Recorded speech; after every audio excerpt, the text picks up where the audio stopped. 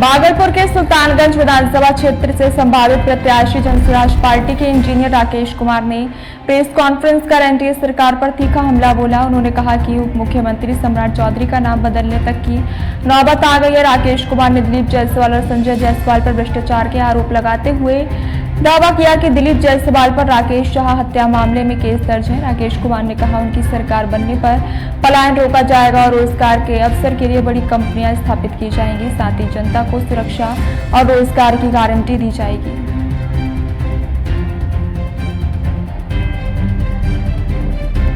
इस तरह के गर्मी में आप लोग हमारे आवास पे आए हैं और आज के एजेंडा को लेके जो मुख्य बिंदु है उस पर मैं चर्चा करना चाहूँगा कि हमारे प्रणेता प्रशांत किशोर जी ने जिस तरह के गंभीर आरोप एनडीए शासनकाल में कुछ बड़े नेता पर लगाया है, उसके लिए जिस तरह से एनडीए के नेता और खास करके भाजपा का नेता बौखलाया हुआ है, उसी के लिए ये प्रेस कॉन्फ्रेंस आयोजित की गई है।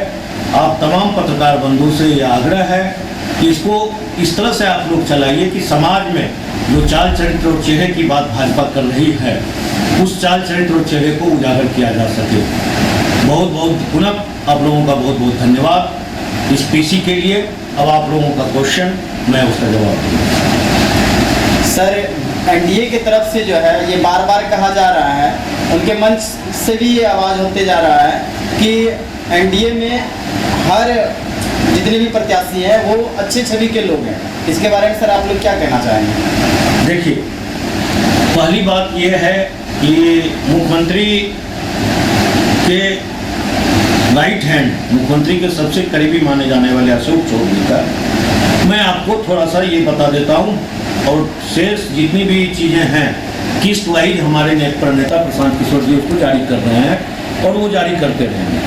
लेकिन जिस तरह की बौखलाहट एनडीए में आ रही है और जिस तरह की भ्रष्टाचारी हुई है इस विगत 20 साल में, तो इस पे प्रकाश डालने की मुख्य बातें हैं कि भाई किस तरह से समाज को बेवकूफ़ बना के चाल चरित्र चेहरा का बात करके भाजपा ने जिस तरह से लोगों को ये किया है, डैमेज किया है, उसकी बातें आज मैं आप लोगों के सामने रखूँगा। अशोक चौधरी एक नेता है जो सर्वदलीय नेता है। उनकी बेटी सांबावी चौधरी एलजेपी से सांसद हैं और मैं उनके बारे में बता दूं, उन्होंने विगत 2 साल में 200 करोड़ रुपए की जमीन की खरीद बिक्री की।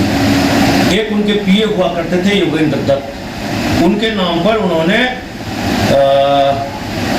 34 लाख रुपए में एक जमीन खरीदी थी। उसके बाद कुछ दिनों के बाद 2019 में दत्त साहब ने वो संपत्ति उनके पुत्री सांबावी चौधरी के नाम पर ट्रांसफर किया, जिसके बारे में हमारे प्रणेता बता चुके हैं।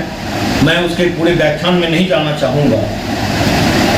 उसके बाद लोजपा से उन्होंने टिकट लिया, जिसके लिए मेरे प्रणेता ने बोला था कि उनको टिकट खरीद के दिया गया, वो भी आरोपें लगी थी उन पर और आज तक वो चुप्पी साध के बैठे हुए हैं और जब भी वो लोग बोलते हैं तो अपने मुंह से जहर निकालते हैं। तो जिस तरह से हमारे बिहार में लालू जी के ऊपर भ्रष्टाचारी का आरोप लगा, लालू जी ने अपना सजा काटा, आज वो चुनाव लड़ने से वंचित हैं, उन्होंने तो सजा काट लिया, लेकिन जो सरकार में बैठे लोग हैं जो भ्रष्टाचारी कर रहे हैं, उनको क्यों नहीं आज तक किसी तरह का अल्टीमेटम या नोटिस दिया गया।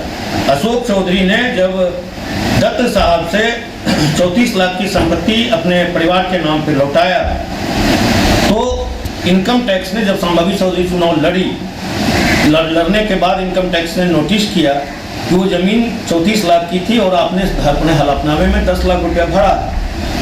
तो उसके बाद 27 अप्रैल 2025 को पुनः अशोक चौधरी के द्वारा दत्त साहब को 25 लाख रुपए की राशि दी गई और अभी तक 2 साल में उन्होंने 200 करोड़ रुपए की संपत्ति बनाई है। एक ट्रस्ट है मानव वैभव विकास ट्रस्ट, तो हमारे प्रणेता ने बोला है कि उनके साथ क्या संबंध है। उस ट्रस्टी को भी आग्रह किया है क्योंकि उस ट्रस्ट को जो ट्रस्ट है वो बहुत ही ईमानदार व्यक्ति का है, तो उनसे भी उन्होंने आग्रह किया है कि ट्रस्ट बताए कि किस तरह से इनके साथ लेन देन हुई है। ये अशोक चौधरी की कहानी है।